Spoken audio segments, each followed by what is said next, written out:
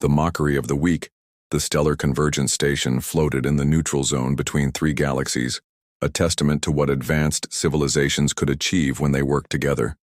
Its crystalline spires twisted through space in patterns that defied conventional physics, each segment built by a different species to showcase their mastery over reality itself. Inside its vast chambers, representatives from 300 civilizations gathered monthly to discuss matters that affected the known universe. Ambassador Marcus Reed straightened his simple Earth uniform as he walked through the station's main thoroughfare. Beside him, Dr. Elena Vasquez carried a basic tablet computer, its screen displaying notes that would have seemed like children's drawings compared to the holographic neural interfaces the other species used. They were humanity's voice in this assembly, though most days it felt more like being specimens in a cosmic zoo. The corridor bustled with beings that challenged human understanding of what life could be. The Krillians floated past in their biomechanical suits, their bodies made of living metal that shifted and reformed with each thought. The void dancers moved through walls as if solid matter was merely a suggestion, their forms flickering between dimensions. The synthesis collective existed as pure information, manifesting as geometric patterns of light that hurt to look at directly. Marcus watched a group of young Thraxian engineers casually manipulate gravity to create a floating sculpture, bending space-time as easily as humans might fold paper. Their laughter echoed through the corridor, a sound like breaking glass mixed with whale song. One of them noticed the humans watching and nudged its companion, pointing at them with what passed for amusement among their kind. The assembly chamber itself defied human comprehension. It existed in 7 dimensions simultaneously, though human eyes could only perceive 3 of them. Delegations from gas giant worlds floated in atmospheric bubbles while silicon-based lifeforms anchored themselves to surfaces that curved through impossible angles. The central speaking platform could expand or contract to accommodate speakers ranging from microscopic hive minds to beings the size of small moons. Marcus and Elena took their assigned seats in the observation section, a clear indication of humanity's status. They weren't members of the Galactic Coalition, merely tolerated observers, allowed to watch while real civilizations conducted important business. The seats around them filled with beings whose technologies transcended human understanding, whose history stretched back millions of years before humans had discovered fire. Supreme Commander Zareth of the Krillian Empire rose from his delegation platform, his liquid metal form stretching upward until he towered over the assembly. Patterns of light pulsed through his body as he interfaced directly with the station's consciousness, his thoughts becoming reality on the massive displays that materialized around him. Esteemed members of the Coalition, Zareth began, his voice resonating through frequencies that humans could barely hear. We come to the monthly assessment of emerging civilizations. Today I present our findings on the species known as humans, who continue their amusing attempts to achieve relevance in our galaxy. The display showed Earth's solar system, with tiny markers indicating human presence on a handful of worlds and moons. Compared to the Krillian Empire's 47 star systems or the Void Dancer's extra-dimensional territories, humanity's reach looked pathetic. The humans recently celebrated what they consider a major achievement, Zareth continued, his form rippling with what the Krillians expressed as humor. They have successfully landed a crew on their 14th moon in their own system. It took them 6 months of travel using chemical rockets that our younglings build as toys. Laughter filled the chamber in forms that human senses could barely process. Some species laughed with colors, others with gravitational waves, and the thought shapers expressed amusement by briefly altering local reality to create tiny fireworks of impossible geometry.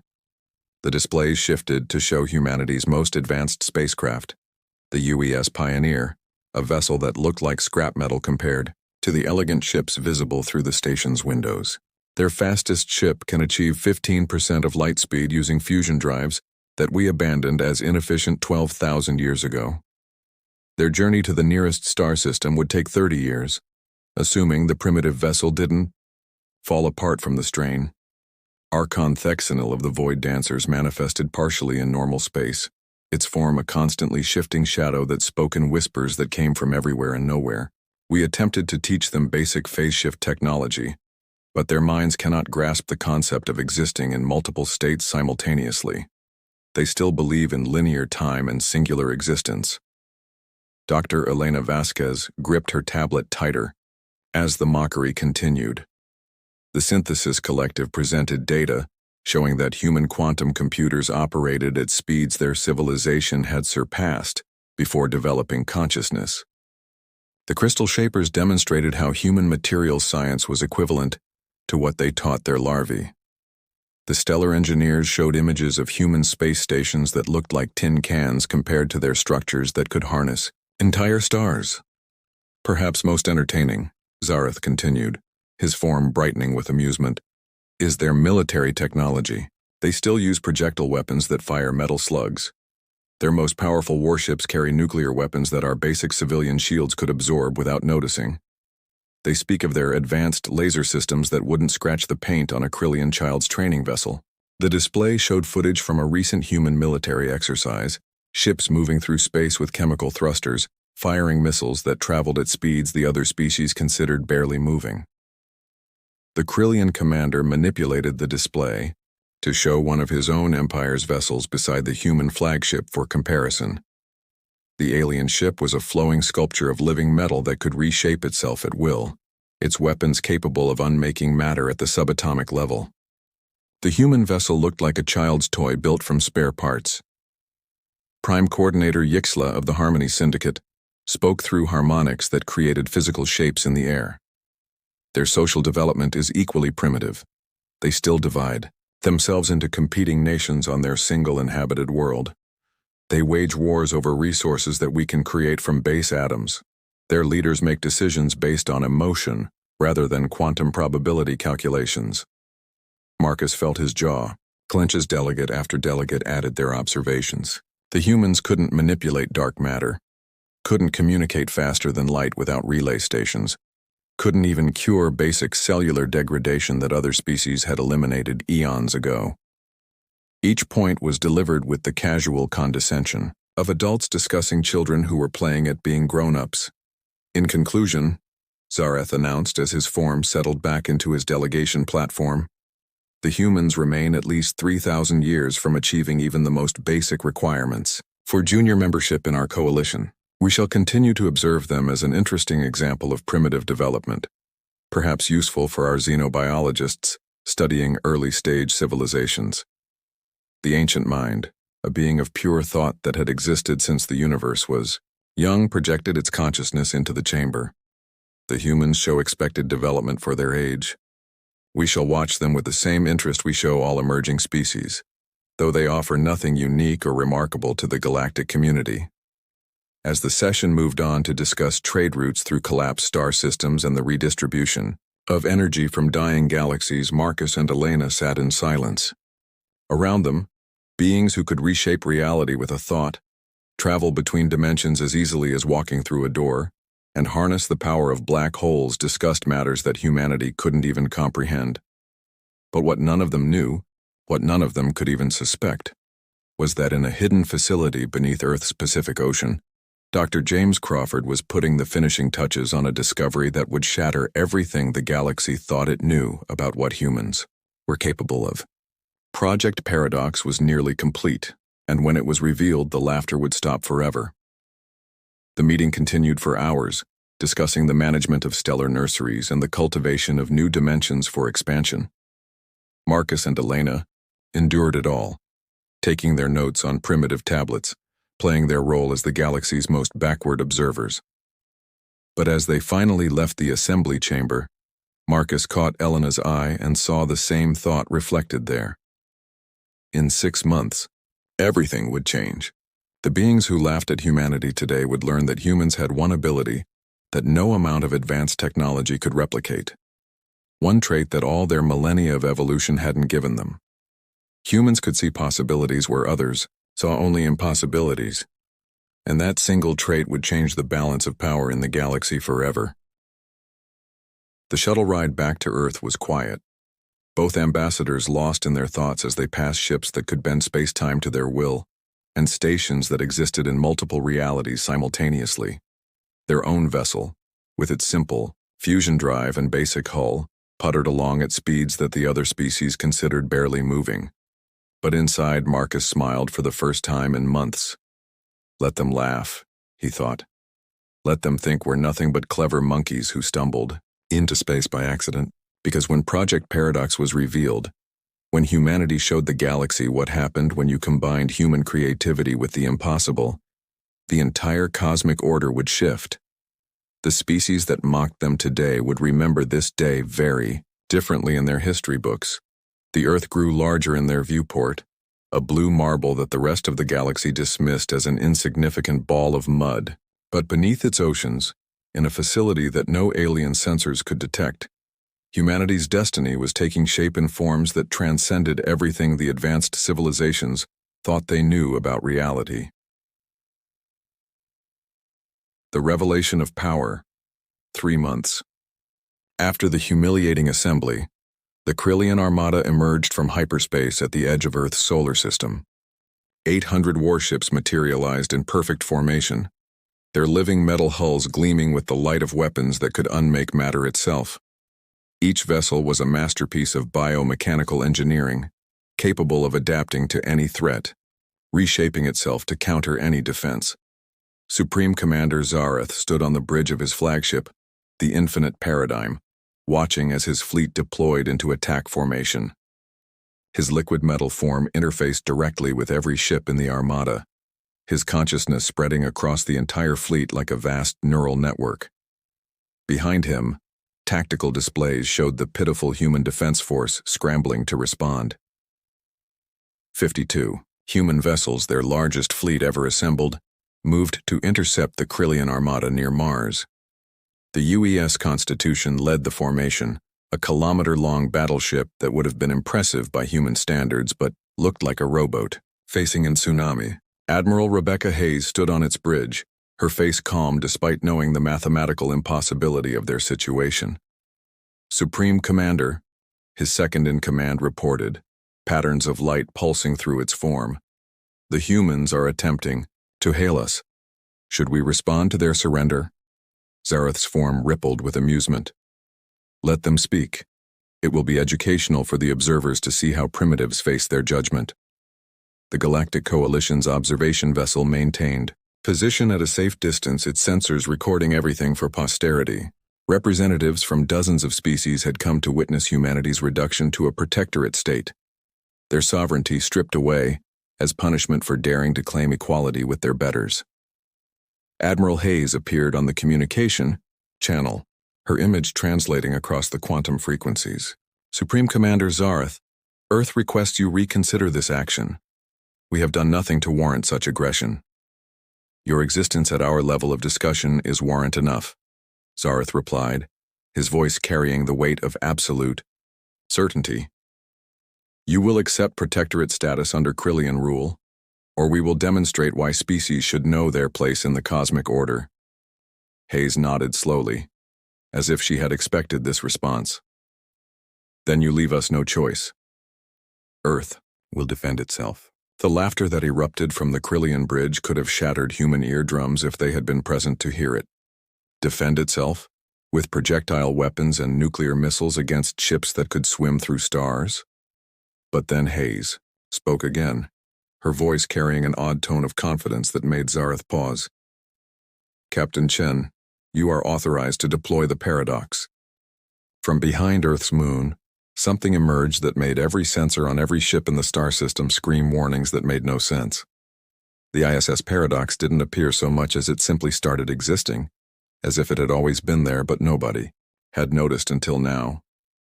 Its hull seemed to be made of space itself, bending and folding in ways that hurt to observe directly.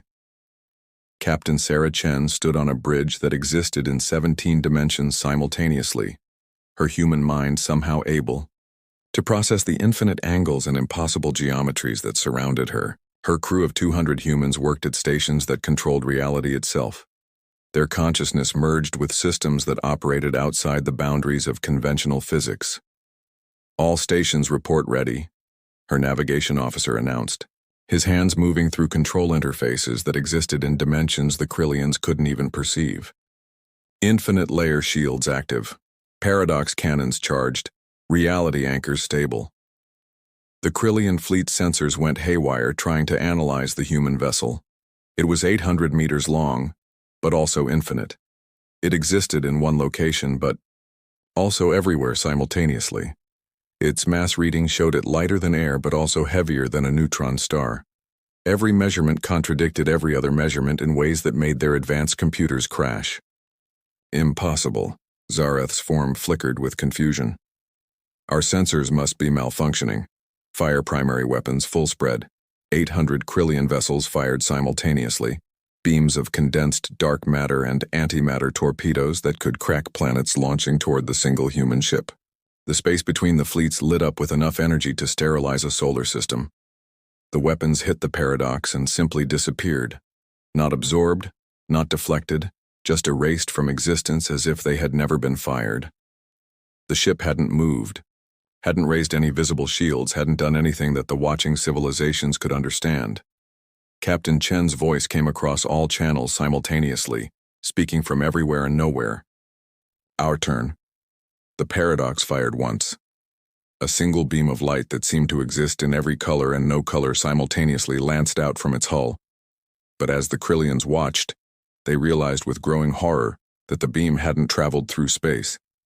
It had simply appeared inside all 800 of their ships simultaneously, existing in dimensions their shields couldn't block. Every Krillian vessel's weapon systems vanished. Not destroyed, not damaged, just removed from existence as if they had never been built. 800 of the galaxy's most advanced warships were suddenly defenseless, floating in space like metal sculptures. How? Zareth's form was fluctuating wildly, his connection to the fleet showing him the impossible from 800 perspectives simultaneously. This violates every law of physics. Dr. James Crawford's image appeared on every screen in the solar system, broadcast from the paradox through methods that bypassed all known communication technologies. The elderly scientist looked tired but triumphant, his eyes holding knowledge that had cost him years of his life to understand. You're right, Supreme Commander. It does violate every law of physics that you know, but you see, humans have a unique trait that none of you realized was important. Our brains evolved to find patterns in chaos, to see connections where none should exist. And when we turned that ability to studying the quantum foam, we discovered something extraordinary. The display showed equations that made the watching alien scientists recoil in confusion. The mathematics was wrong, impossible, using logical connections that shouldn't work, but somehow did. Reality isn't structured the way you think it is, Crawford continued. You've all been looking at it from the outside, bound by logic and reason. But humans, with our chaotic, irrational, pattern-seeking minds, we can see it from the inside. We can perceive and manipulate infinite dimensional space because our consciousness isn't limited by making sense. The paradox began to change, its hull flowing and reshaping as it demonstrated capabilities that shouldn't exist. It split into 1,000 ships, then reformed into one. It grew to the size of a small moon, then shrank to the size of a shuttle. It existed in multiple locations simultaneously, surrounding the entire Krillian fleet without moving. Captain Chen's voice returned, calm and controlled. Every advanced civilization in the galaxy developed along logical paths, your technologies following sensible progressions. But humans took a different path. We looked at the impossible and asked, why not? We found the cracks in reality that you couldn't see because you were too smart to look for them.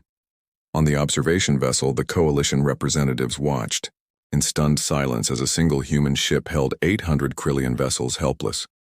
The ancient mind, which had existed since the universe's birth, projected confusion for the first time in eons. The void dancers who thought they understood dimensional travel realized they had been swimming in shallows while humans had found the ocean. Zareth's form had gone completely still, his liquid metal body reflecting the light of defeat. What do you want?